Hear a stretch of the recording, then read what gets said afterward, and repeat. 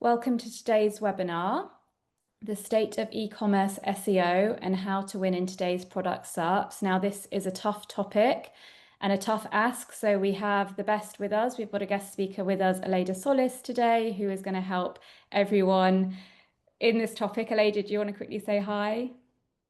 Hello, Adele. Thank you very much for having me. I'm delighted to be able to share. Yes, I can understand how this tricky topic at the moment, and very looking forward to share a few insights of what I have seen so far, what actually is moving the needle in terms of organic search traffic. And everyone who's joining, you are in for a treat. Aleyda has over 130 slides to show, but she is the master at getting through those slides. So really looking forward to that. So very quickly, my name's Adele. I'm the Director of Product Marketing here at Similarweb. So a big welcome to our Similarweb customers joining us and for people who are new to Similarweb as well. We are a digital intelligence platform with tools for SEOs, PPCs, marketers, researchers, and a lot of real user data around audience behavior, search behavior, traffic and engagement. Aleyda's used lots of it in her presentation. So rather than me bore you about it, you get to see it in action later. And the best part of my job is I get to work with some really great thought leaders, and there's none better than Aleyda. So, Aleyda, welcome today. I'm sure all of you know who Aleyda is, but just in case, she is an SEO consultant, speaker, author, founder of agency Oranti. She created learningseo.io, which is an incredible resource. Make sure you check that out, along with three amazing newsletters that I read as my must reads every week: SEO FOMO, Marketing FOMO, and AI Marketers. Perfect digest of all of the news that's going on in the industry. And I think we can all agree that that news is coming thick and fast. So a digest is very, very welcome. Aleyda is at nearly 100,000 followers on LinkedIn. So if you're not following her, please go and do it. And Aleyda, it's just an absolute honor to have you with us to talk about this topic today. Oh, thank you. Thank you very much for the kind invite and introduction. I am delighted to be able to share with all of you today. And I'm going to be sharing my screen now to be able to Oh, present. one second late. I think if we can just quickly cover one tiny thing before we go over to you, which is, well, one, Aleyda's going to share her screen at point two, and just like we say, she's got loads of goodies to share with you. We'll have hopefully some time at the end for Q&A, so write your questions in the chat. And one thing, Aleyda, which I'm springing on you, is yesterday there was some news. So the news from the Financial Times was that ChatGPT is looking at bringing in a checkout functionality to the platform. OpenAI have been prototyping it, taking that to some brands. Did we see this coming at this point in time, and how do we think this is going to impact things?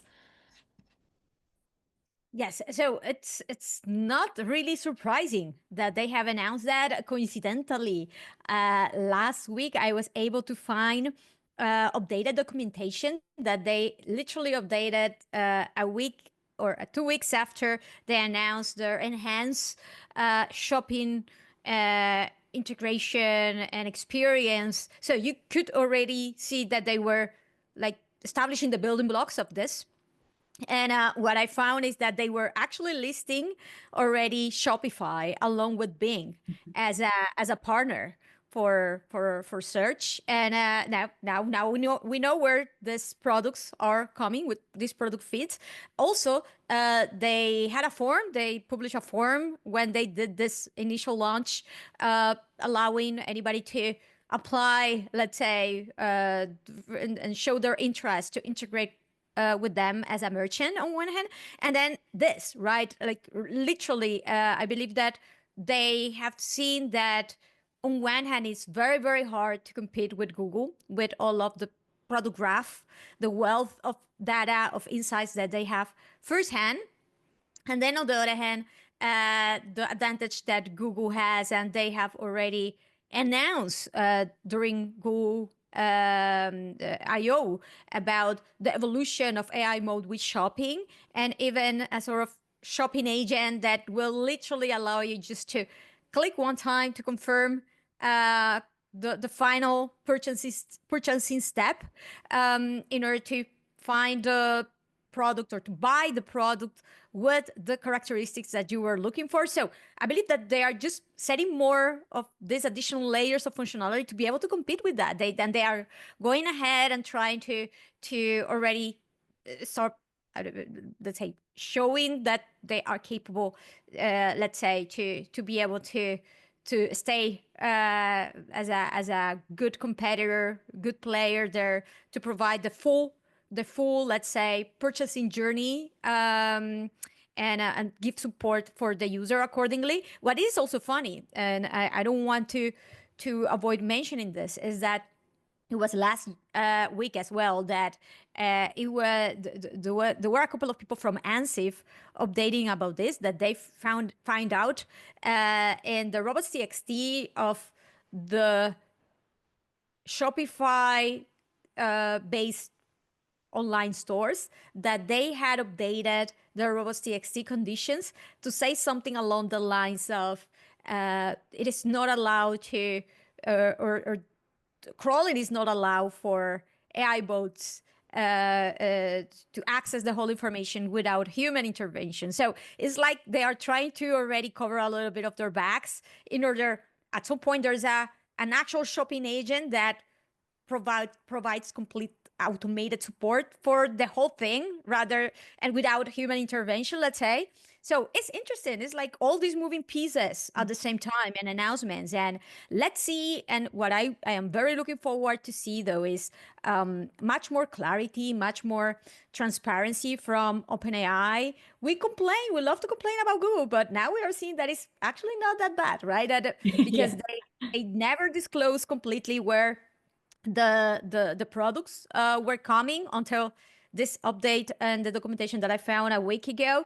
Everybody assumed that it was Shopify, but never directly explain. And so hopefully it won't be the same. Hopefully there is like better documentation, better insights on what to do, the steps, guidelines of what to do, what to avoid, something what Google has now. But of course, Google has all these many years of experience, history, also people engaging with the community and addressing questions and doubts and so on. Hopefully, at some point, if they really want to provide this, they start establishing this flow of information with online stores, web owners, brands, and the SEO community as well, in order to be able to give good support to our clients accordingly. Absolutely. And then we'll have to get you back and talk about a whole nother webinar on this topic when it goes live. But Aleyda, I'll stop sharing now and I'll pass over to you. Perfect. Thank you. Happy to start presenting now. And yes, these are definitely exciting times.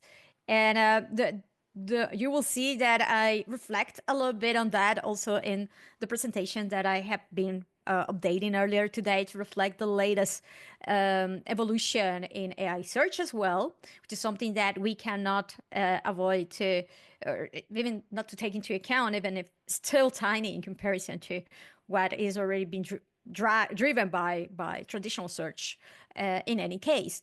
So the focus here is how to win in today's product SERPs, but how to win in e-commerce, organic search, visibility, shopping experience, and to grow results in general, right? And from my perspective, what I have seen so far this year, this pretty much the state of e-commerce SEO in 2025 is a blend of the experience that we will get on Amazon plus Reddit plus YouTube, but just with the interface of Google at the end of the day. We have on one hand that the Google product SERPs have become the ultimate PLP with a navigation, the filter sidebar, the product carousels, the product knowledge panel. So we have it all there. We literally don't need to even leave the SERPs until we actually go and decide to click on a product detail page to finally convert, to finally buy that product, right? And we have seen how Google has been enhancing more and more their SERPs, highlighting established related brands as well, and providing a blend of informational content insights there to provide a better experience, an experience that the users can trust better on one hand, and then also giving more visibility to experts, informational content and experience first, information, a lot of user-generated content and expert guides, releasing a dedicated deal shopping experience when searching for sales deals as well. It was last year the first time ever that I saw a shopping hub dedicated to Black Friday with Black Friday deals, link from the homepage, and literally it took you to pretty much an online store layer there, sort of interface, providing you only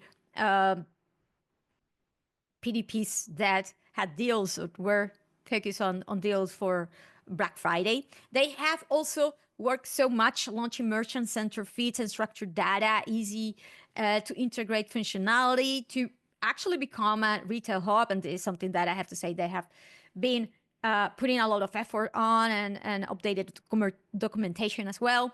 But realistically, we need to think about like what is the click-through rate that we can end up getting if we are the first position organically search rank page below this big product packs, popular products that are being featured so many times right now above the fold, right? And unfortunately, I have seen the click-through rate of many of my clients dip and going down a lot after these sort of shifts that have happened in the last couple of years. Coincidentally, today it was confirmed that the latest Google Core update, the June Core update, has finished. And among other shifts that I was checking last weekend, let's see how it has evolved in these last days. But was that in some cases the product pack is not right above the first organic search results, the traditional ones, but below the first couple of ones, below the people also ask, interesting enough, maybe the engagement of the user was not necessarily as good as Google expected many times. But what I have also seen is that for many queries that we could consider to be informational, not necessarily that transactional oriented, many more product packs than the ones that were shown before. So there's definitely a blend and a shift still going on. And my question here is the performance better, even if you are in the PDP. So, okay, Aleyda is complaining that if you don't leverage the product packs at the top and you're only showing traditional search results, of course, the product packs will get a lot of engagement, much more engagement now. But literally, if you are among one of this product showcase there, we need to understand that you're one of 5 options in a row. Even if you are clicked, the user won't even go to your website, but will actually be showcased like at least 3 options in the product knowledge panel. So like the opportunities and the alternatives of getting that traffic goes down a lot. And what about the still uncommon but increasing AI overviews for commercial queries like gifts, for example? And now we know that, yes, AI mode has already been released in the US. And it's true that the shopping experience that Google announced or pre-announced during Google I/O is not yet there. But we can already see that for a lot of queries, more conversational queries is true, but for a lot of queries, even that we can consider a little bit more informational, there is a listing like this that is clickable. Thank goodness, at least it's clickable, but it shows a product knowledge panel rather than taking directly to the website of that brand or that product that was highlighted in the answer. So again, it's not direct traffic. Might be satisfying and provide more alternatives to users, but it doesn't refer traffic as quick, as direct as with traditional search results. And although we know where these products come from at this point, on one hand, we know that AI mode, that this is something that thankfully Google disclosed when they announced it, when the shopping integration with AI mode is released. This is going to come from the shopping graph, which at the end of the day, this is something that we are already working with, we are already optimizing for on one hand, and then on the other hand, what I was mentioning before with Adele regarding Shopify being at this point the merchant partner that has been confirmed by OpenAI in their documentation, but very like it's obvious that they are willing to open up with many more merchants and provide integration accordingly. And what they have also confirmed in their documentation is that the reviews come from public sites. So it relies on the model information that has been crawled by their own bots and the ones that they validate and confirm when you search with those subqueries, fan out type of subqueries that they do with their integration with Bing. And so we know that our current SEO work already helps with all of this, the review summaries as well, third-party websites, public websites that already mention and review the products as well. So again, this is information and the things that we are already actively working on, structure metadata from third-party providers. And great, we have that. That is a little bit of like what is covered, but this is only the base, right? There's also a critical change in user behavior, search behavior, engagement behavior, due to the presentation and query handling and matching that is different in AI search platforms and LLMs. So if now that we have the availability of top prompts in Similarweb, we can see that the prompts generating traffic for many of the top pages of the website of online stores are nothing in comparison in terms of nature, the length, the nature, the intent of these queries versus the ones that we had traditionally seen for this type of pages is completely different, right? So category pages, feature pages, or facets, we can see queries that are very highly informational, those that in traditional SERPs will have shown guides or reviews rather than category pages. On the other hand, in PDPs, as you can see on the screen here, again, we were very used, or at least I was very used to get all of this traffic to PDPs with exact match type of terms, but very specific, not necessarily the ones that are very conversational in intent, and even if a little bit of your informational as well here, as we can see in top prompts. So it opens up, I believe, to a lot of different opportunities, and I can definitely understand the concerns and that all of these changes can generate. And it's important to clarify that yes, AI search traffic, and this is something that I see a lot of people arcs about, is still very low in comparison with traditional search. It's true, but it's growing fast on one hand, and in every single major website right now, we can see that traditional search traffic is also decreasing. In the case of online stores, we will see it's not because of AI overviews like in a lot of information-oriented websites. In this case, it's because of the product packs. Thank you very much.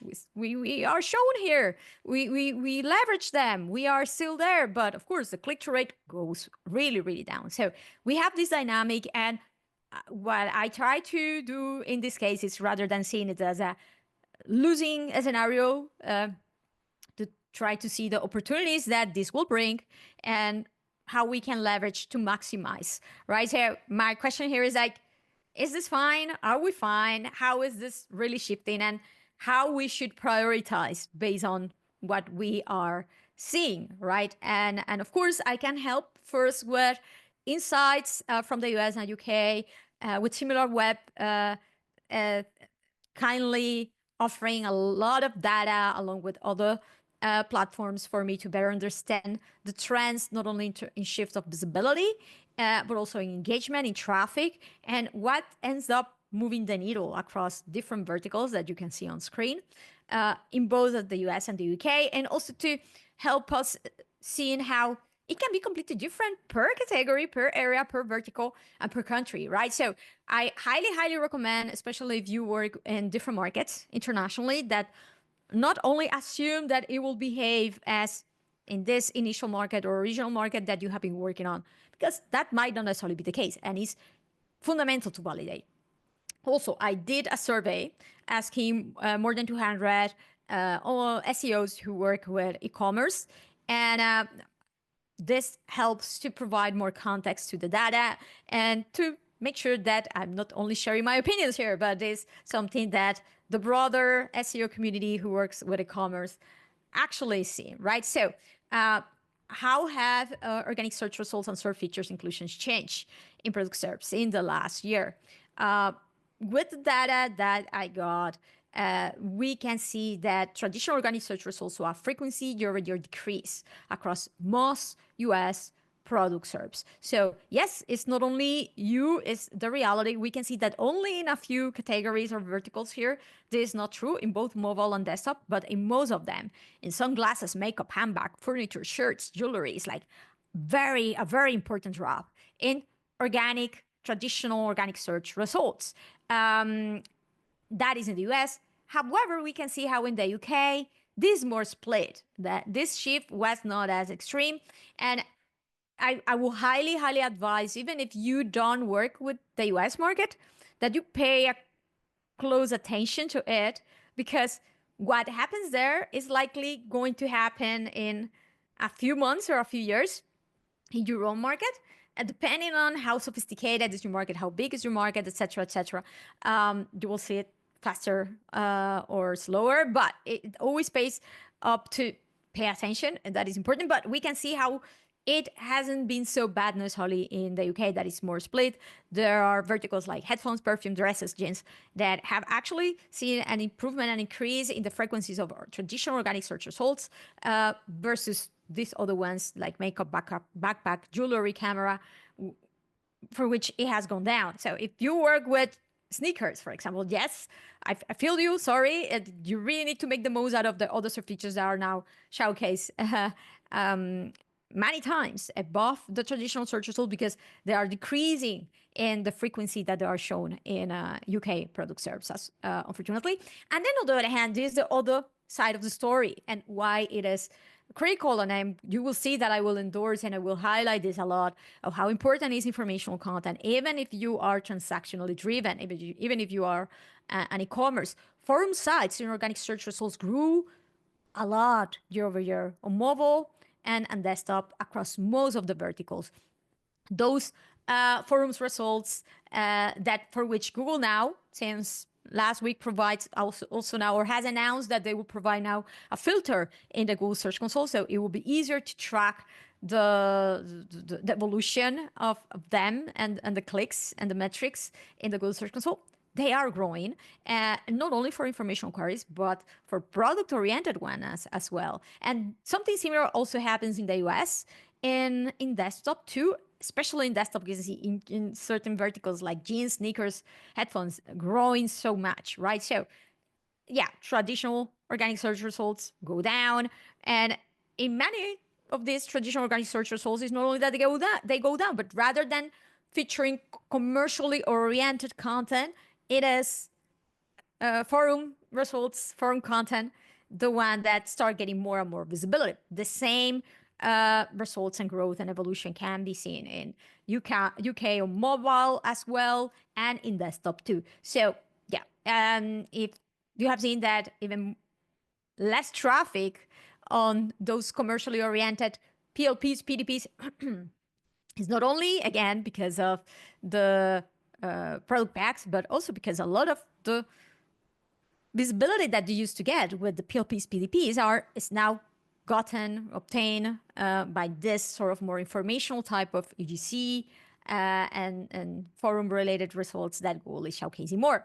Then we also have images, reviews, single image thumbnails that are the most popular features in the US, as we can see here, both on mobile and desktop. And something similar also happens in the UK with reviews, single image thumbnails, and images, showing the importance of how critical it is to optimize the images of your PDPs, not only for reviews, category pages, not only for the thumbnail that is shown in the SERPs, but also the actual image of the PDPs, and because of the share of inclusions, the percentage of inclusions and the SERPs, AIO's inclusions, on the other hand, in commerce are trivial when compared to other features, although we know that this will only increase over time.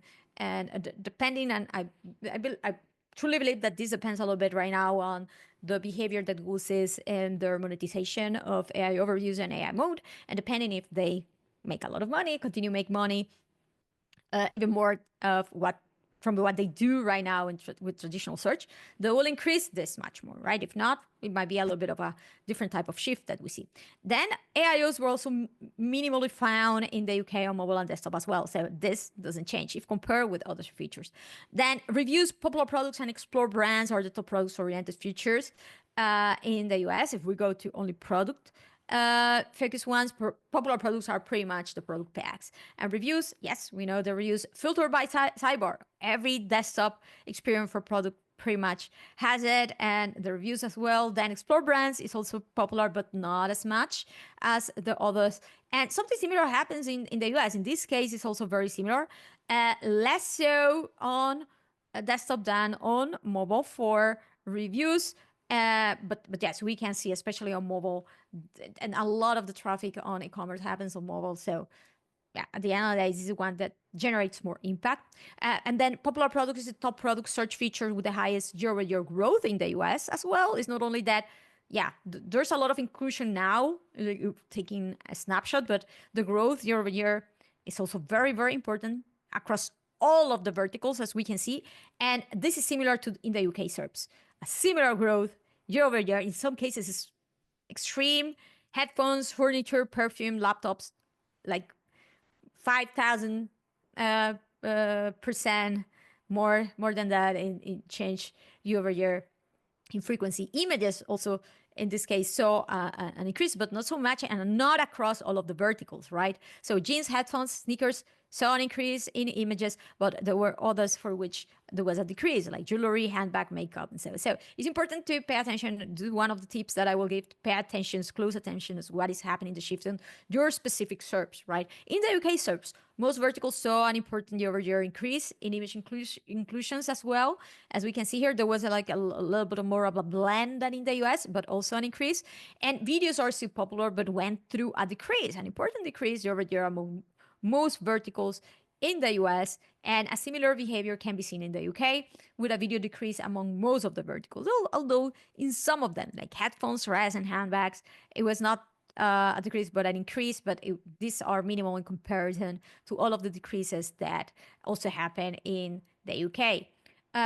Additionally, people also ask, so an important increase year-over-year in the US, with forum inclusions in them, we can see across pretty much most of the verticals, but makeup, camera, and sunglasses, and handbags, all of the others. So an increase of this. People also ask, something similar happened also in the UK as well. So in this particular shift, we can see that there was an important growth across this behavior. And AIOs are still trivial in compared to others, but growing a lot, especially on mobile too. So yeah, I imagine that if we do this comparison again at the end of the year, it will be different as well. So yes, top product SERPs have gone through a major transformation, as we can see, but how are these organic search results and features inclusions and shifts impacting product click behavior, actual traffic, right? Unfortunately, zero-click searches have slightly increased across most of the 15 US product verticals that I assess.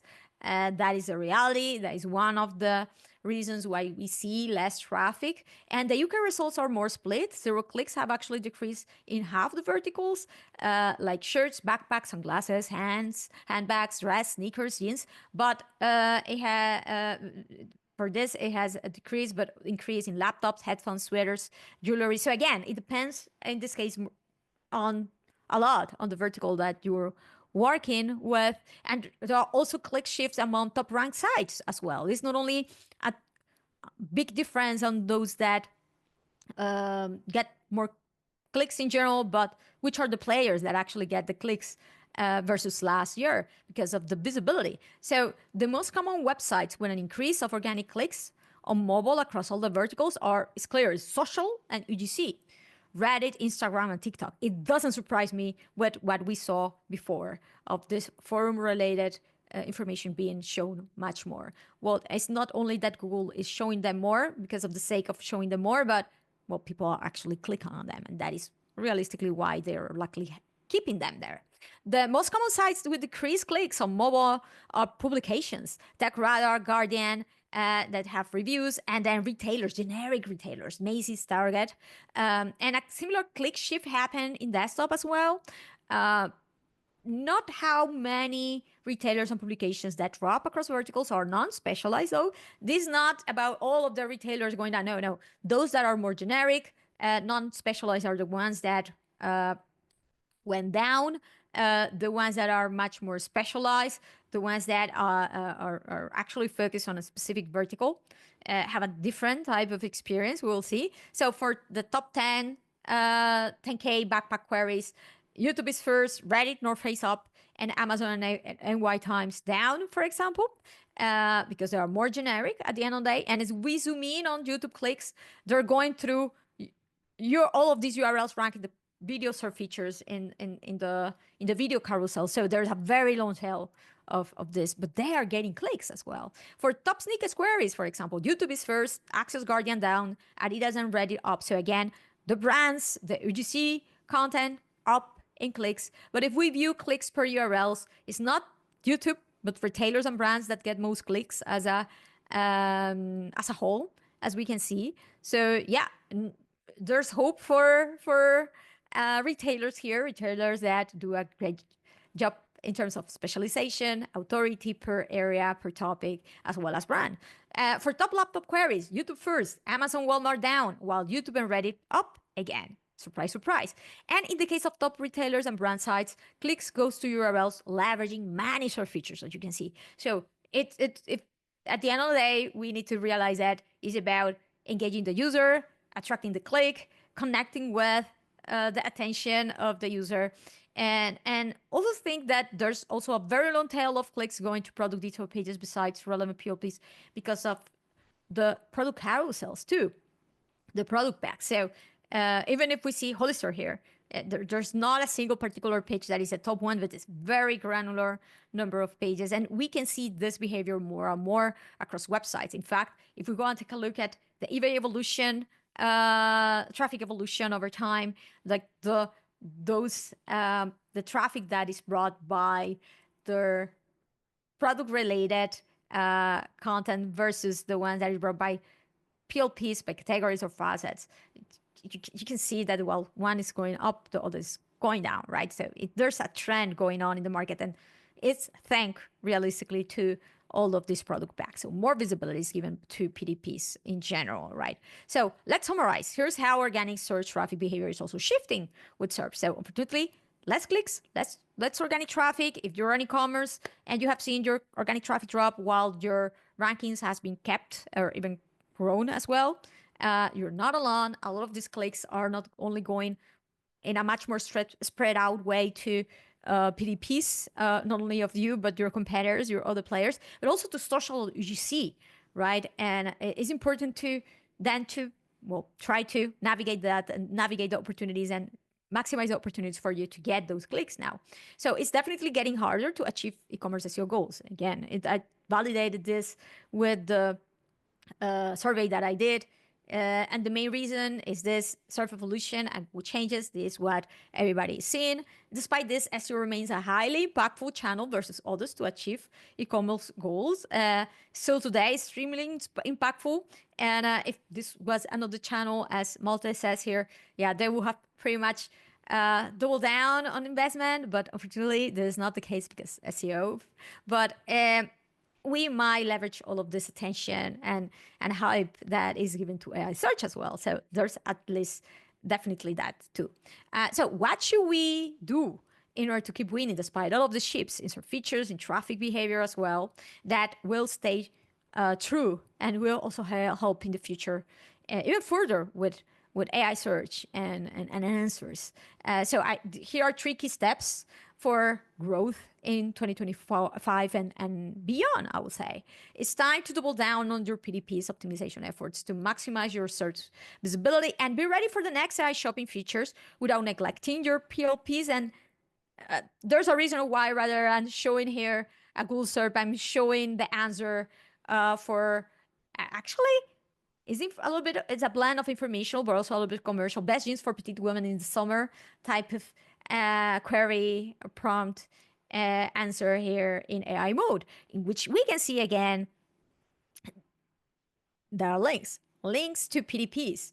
But the PDPs are actually not showcased directly, but is a product knowledge panel showcasing many different PDPs from your competitors. So there's definitely that. And the reason why it is much more important now than ever to continue doubling down on your PDPs. It's not only a matter of the SERPs anymore or product packs, but it's also the answers in AI mode, ChatGPT, shopping, LLMs in general.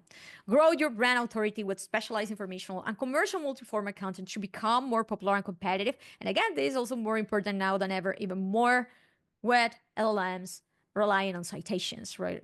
Relying on the authority, the perceived authority of your entity and your brand for topic-wise, for your offering. And it's important to also track pixel visibility, features, and clicks behavior to fuel an ongoing testing approach. So to quickly identify and assess the opportunities and to keep weeding. If you see that less and less people are actually engaging with PLPs, more in PDPs, just because of product packs or because of AI overviews inclusions or AI mode, etc., etc., is to be able to identify those changes fast and validate tests quickly and change and balance out a little bit the investment that we're doing in order to see results and to be able to keep up with the trends at the end of the day. So let's go through the main step of this.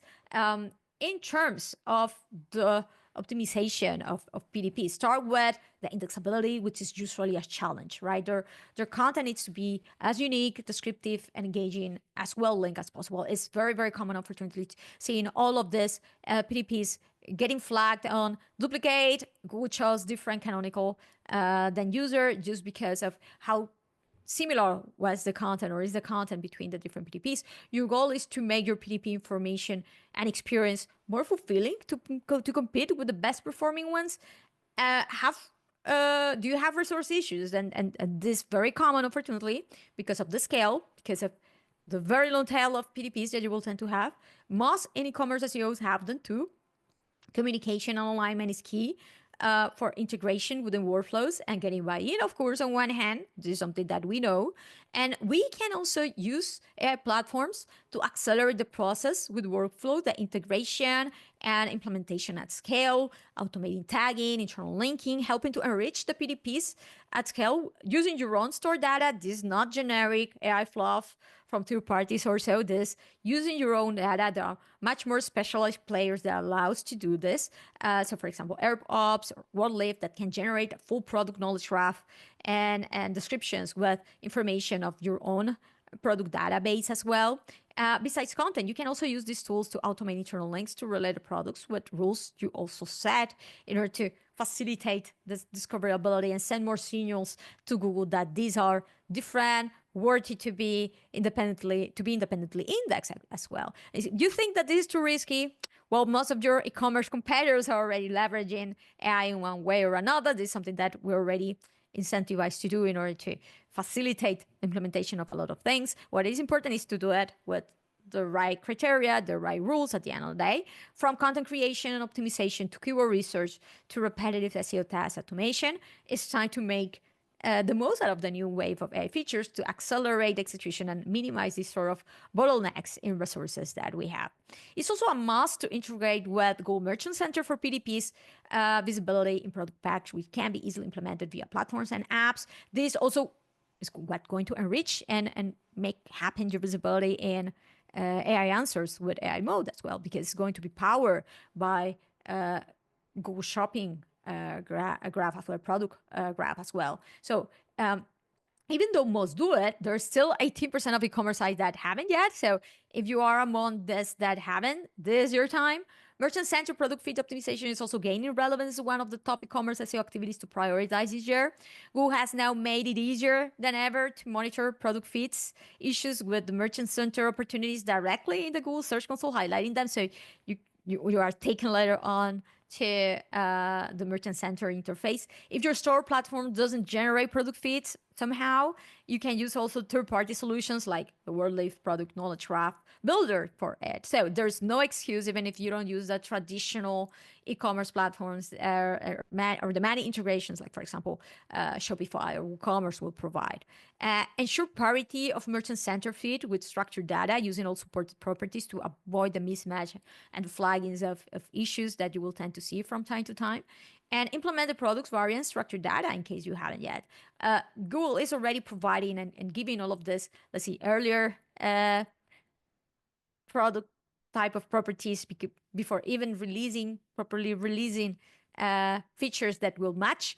And this type of stuff that I will prioritize just because of, in the past, for example, it was facets that will gather the traffic of different product characteristics. Now it's PDPs. Now it's PDPs because of the product packs, right? So if it is easier for Google to identify those black, those white, those small or kids or women shoes because you have specified their characteristics and types in PDPs, well, there's the moment to start doing it. So, right?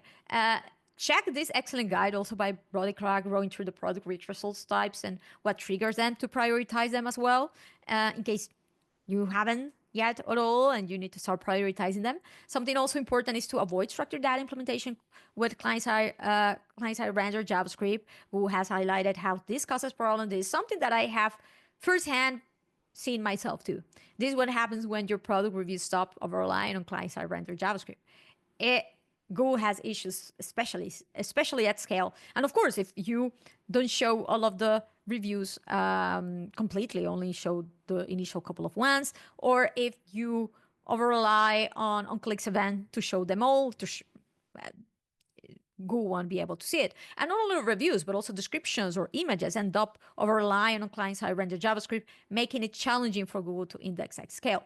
You don't want to rank well just to get less visibility than pages below due to the lack of thumbnail or search features, of course. Always validate client-side render JavaScript reliance on key PDPs areas, triggering features with crawlers and the Google Search Console. I love how Sidebull facilitates this too. And if you cannot go server-side render, go for hydration or pre-rendering natively or via third-party solutions as well. There are a few solutions that are offer this, but I will say at least test it out because this might be holding you back in ways that you don't even see. And it's more critical than ever, especially with the fact that a lot of LLMs like OpenAI / ChatGPT bots don't render JavaScript. So even a bigger reason to avoid this problem, right? Monitor beyond invalid items. Check the improved item appearance in the Google Search Console products and merchant center listings to validate and fix accordingly. And for thumbnails and image pack, it's not only about your product's images indexability, but about size and relevant descriptions as well. Easy, straightforward to use checklists, to integrate within your platforms, to also implementing bulk, also leveraging AI functionalities as well, to make sure that those images have the quality that is expected and are relevant to the products where they are showcased.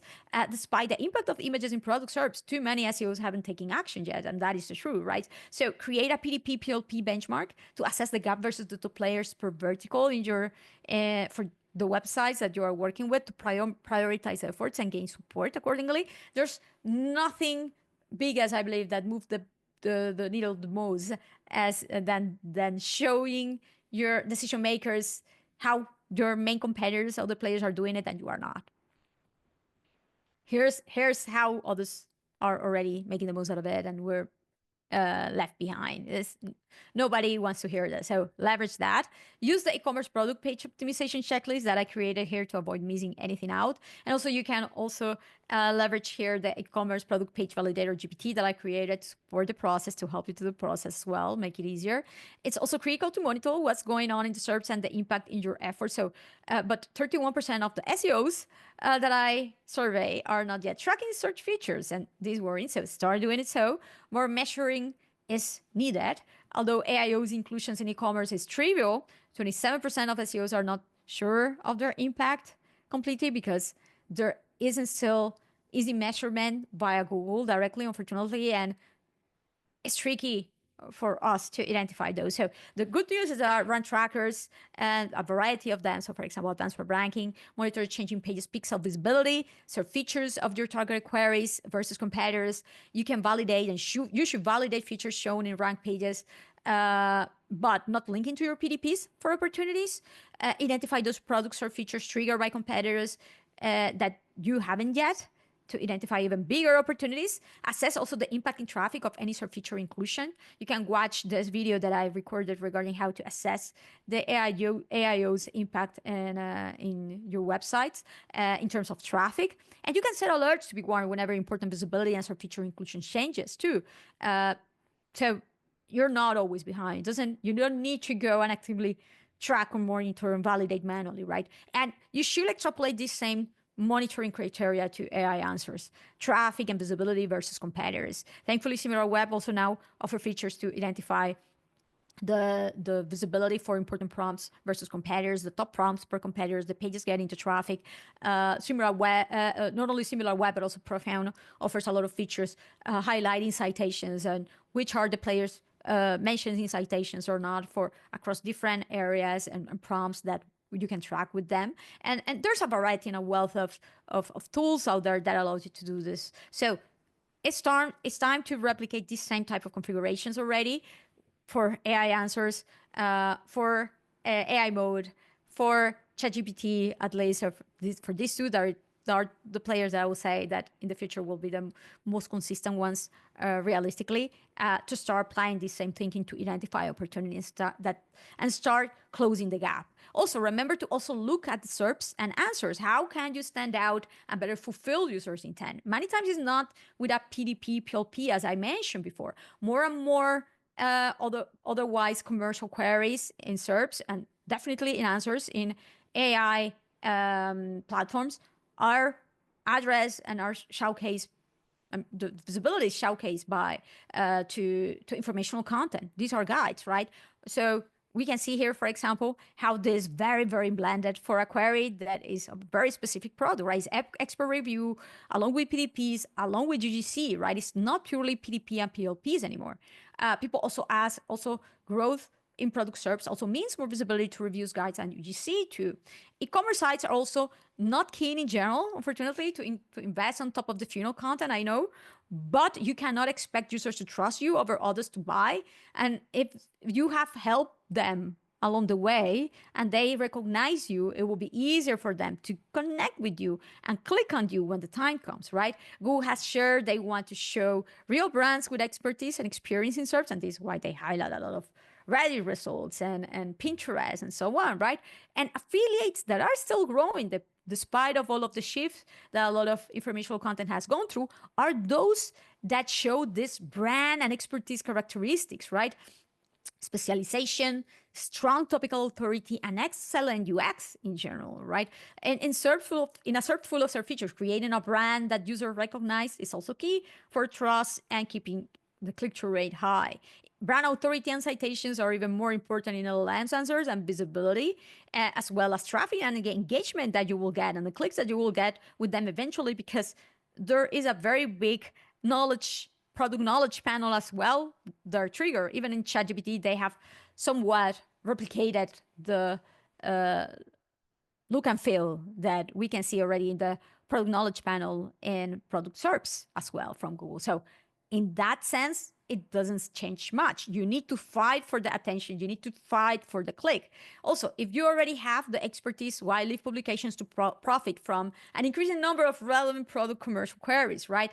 This content is the one that will establish topical authority, brand recognition, and attract backlinks and citations. See how Nordstrom is doing with fashion inspirations and tips, and what Chewy also does with pets advice. So you can align your informational content very well with your product offering. It's not about talking about information, providing guides about something that is completely disconnected from your offering, not how such a high share of these queries that they attract are commercial and transactional that can be tied to your offering as well. So assess for which of your targeted topic this happens and where the traffic is actually going. This thankfully very easy to do with Similarweb. Which are the pages attracting most of the clicks for the top terms? What's the nature? Is this informational? Is it transactional? Use topic clustering tools like Keyword Insight, for example, to assess traffic and opportunity at scale quite easily to spot the gap. And it's key that this content also refers to the next step of the purchase journey. Of course, you want to support the user across the journey. You want to leverage this opportunity to refer to your commercial offering. So leverage that. It needs to be tied, and UX here and design is critical. So it's something that you don't want to do by yourself. You need to involve the team in order to win, right? You can integrate it also within your PLPs, PDPs in a way that is actually helpful for the user. And I love how REI does with the expert advice. You can also leverage this content to enrich your PDPs, to make it easier also that they are indexed with expert and UGC insight that can be showcased here. This will allow your PDPs to run better while also supporting the product conversion too.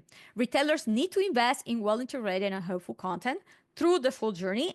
This is a fact, right? So stop overlooking top of the funnel content. And if you need inspiration, there's a great guide by Systrix, Retail Visibility Leaders, providing examples of those are top performing retailers going through how they are winning with a lot of informational content as well.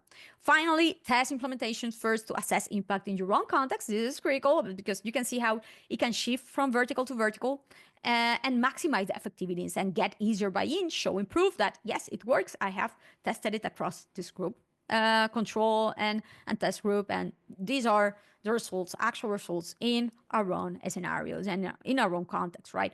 And constant testing has become a must due to all of this complexity, all of these shifts and fast search changes. Search behavior change will become even more important now that AI platforms enter into the mix of all of this. So it's about prioritizing what matters the most and being prepared to identify the shift, as you can see.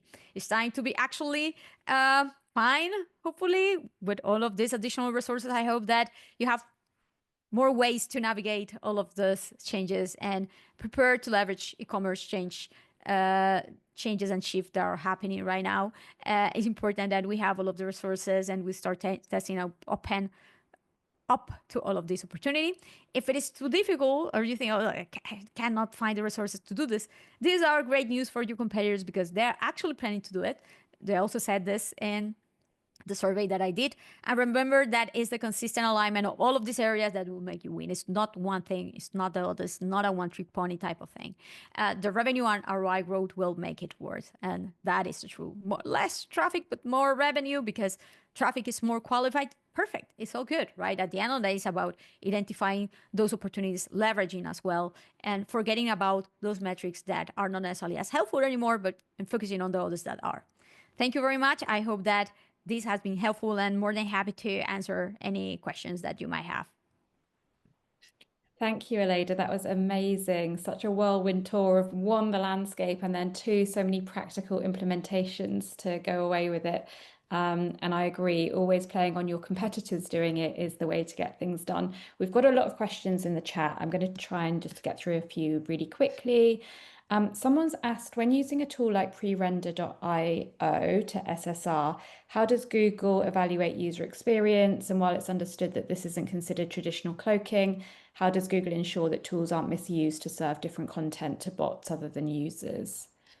You need to be careful because indeed, in fact, dynamic rendering documentation for Google has mentioned how they consider this a workaround not necessarily like an actual solution. So I will only potentially recommend to do this as a, let's say, of the bridge solution scenario, to show proof to decision makers that, look, we have started to do this that is on a grayish type of area, because I want to show you how this impacting visibility of my products and how this improve rankings, traffic, conversions, revenue, etc.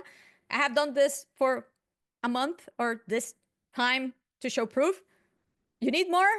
Perfect. Let's run it for a little bit more scenarios. Perfect. Now give me the resources, the flexibility to do it at scale and do it well, to minimize any risk, going against best practices and actually leveraging and maximizing on these opportunities, because realistically many of these third-party solutions, that there's always a share of the pages that are not completely render or going, not all of the pages go through their solutions and let's say platform layer to pre-render as well. So there will be something always left out. You don't want that. You want to go for this with the simplest at the end of the day. So as soon as you can do that, the best will be. Great. Let's see who else. Itamar from Studio Hawks on, and he asked, do you think that e-commerce could be monopolized due to AI platforms partnering with specific merchants? So maybe websites, for instance, that don't use Shopify could start to lose out. Well, this is very funny because I believe that is a little bit the other way around. Until now, if you think about it, e-commerce pretty much was Amazon, because realistically, a lot of the people go directly there for the whole buying search journey. They don't even go to Google. Amazon and Google. This actually introduced a third player. And yes, this third player, unfortunately, so far, because they don't have this much capacity yet, they don't have even their own proper product index, right? They need to over-rely on a third party that is able to provide this product know-how, let's say. But it's a third player. It's not a matter of two players anymore. So as far as I'm seeing, it is diversifying. So that is great. However, yes, if you want to leverage this third player, and by all means, if you compare the traffic that ChatGPT gets right now as minimal if comparison to Google or Amazon overall. But yes, it's a third player that is growing, and there's plenty of opportunity there right now to leverage even further in the future. You have, let's say, more ways to make the most out of it. I'm not saying that you should realistically migrate to Shopify right now just because they are using Shopify, because it is obvious that they want to open up to other integrations, on other type of integration, and they have make this clear with their form, right? Like, and I believe that they will facilitate this in many different ways, like with UI, with feeds, other sort of configuration, hopefully, that they will release. So yes, I think that they know very well it's detrimental for them to just over rely on a single big player like Shopify and not allow other players to submit their feeds easily, for sure. Yeah. And you're right about the diversification. People want to shop, but they'll just have different ways to do it, and they'll choose what's their preference. We just have some data back from Amazon Prime Days at the moment, and this was one of the first years in a while that Amazon didn't keep up its growth of visits to their site and traffic there. So again, it's showing like the change in shopping habits and where people are going, whereas other marketplaces actually grew around that time because people are doing more comparisons. So yes, very interesting on user behavior. I think we've got time for one more. What are your top 3 tactics? Oh, actually, that's quite a big one. What are your top 3 tactics to increase traffic and citations in chatbots? And I love it. So please leverage social and digital PR.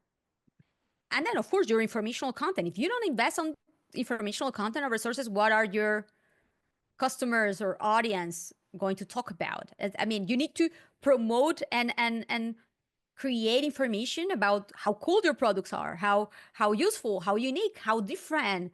And if your customers are already talking about it in third-party platforms, in Reddit, sharing about that in Pinterest or in YouTube or Instagram now that has become indexable. Thank you very much.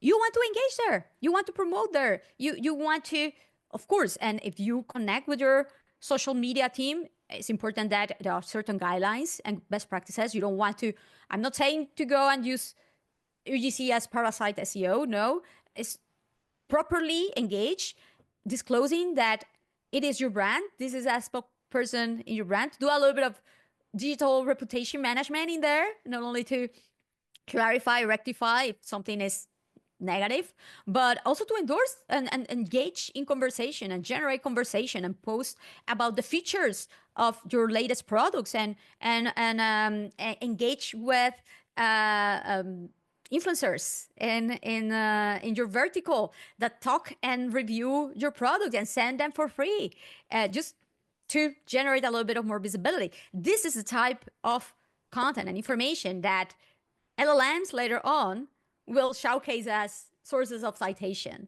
Not and so it shows the importance that before until now, unfortunately, we thought a lot about links, backlinks. We knew that citations had a weight, but not necessarily as important as backlinks. Not anymore. This is changing more and more with AI platforms, and it's important to do it. So, three things I highly recommend: invest in informational content, and this content shouldn't only live on your website, but should be distributed and promoted, and leverage your own social presence for that. And then, of course, engage with your community in across all of different social platforms in order to endorse the not only your products directly, but also engage in conversations, establish yourself as a helpful source in your industry, and having the authority, having the know-how, right? And a little bit of digital PR never hurt anybody now, especially that clearly citations have a bigger role, bigger weight for sure. That's great, Aleyda. And we're over time, which I'm not surprised at because there's always so much to talk about. But thank you so much for joining us today. And thank you everyone for joining us. Lots of people asked, but we will share the recording. We'll share Aleyda's deck. Aleyda, if you can send it to me afterwards, we'll put it in.